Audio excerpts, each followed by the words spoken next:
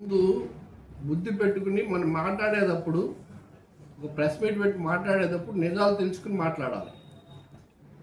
శంకుస్థాపన జరిగింది ఒక చాట, ప్రారంభోత్సవం జరిగింది ఒక చాట, రెండూ జరిగినాయి కదా. ఎందుకు తెలవలేదు అనుకుంటున్నావు నువ్వు? ఏదో మైక్ ముందుకు వచ్చేసావని చెప్పి ఏదో ఇటు మాట్లాడితే సరిపోదు. మిస్టర్ గణేష్, తెలుసుకుని మాట్లాడు.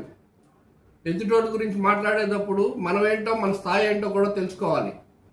అంతేగాని మైకులు పెట్టారు కానీ చెప్పి ప్రారంభోత్సవాలు శంకుస్థాపనలు తెలవన్నాడు అయినా మా నాయకుడు. ఏమనుకుంటున్నాను? అది ఇంకోటి అన్నారు ఏంటి, మేము కూటమి వాళ్ళు చేసేదానికి మీరు ఓర్వలేకపోతున్నారు అన్నారు. మీది మాయ కూటమి. నువ్వే వ్యాపారం చేస్తున్నావా? మేము కొంటున్నావా నీ దగ్గర? ఈసారి మాట్లాడేటప్పుడు వాళ్ళు దగ్గర పెట్టుకుని మాట్లాడు. గంజాయి బ్యాచ్ ఎవరో ఎవరో ఏంటో పబ్లిక్ తెలుసు. జాగ్రత్తగా మాట్లాడేటప్పుడు చాలా జాగ్రత్తగా మాట్లాడాలి. మైకులు పెట్టేశారు కదా, నేను ముందు మాట్లాడేస్తే చూస్తా ఊరుకుంటాం అనుకోం. ఏది తెలియదు వీళ్ళకి. రోడ్డు మీదకి వచ్చి ఏకవచనాలతో మాట్లాడతారు. మీరేం మాట్లాడారు? స్టార్ట్ చేసిందే మీరు.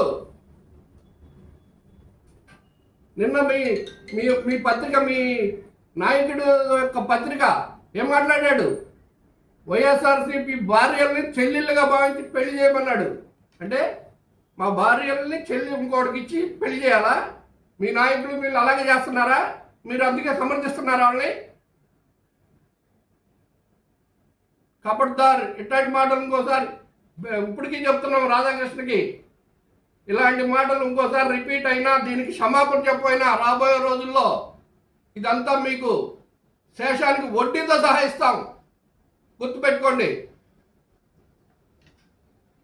That's all.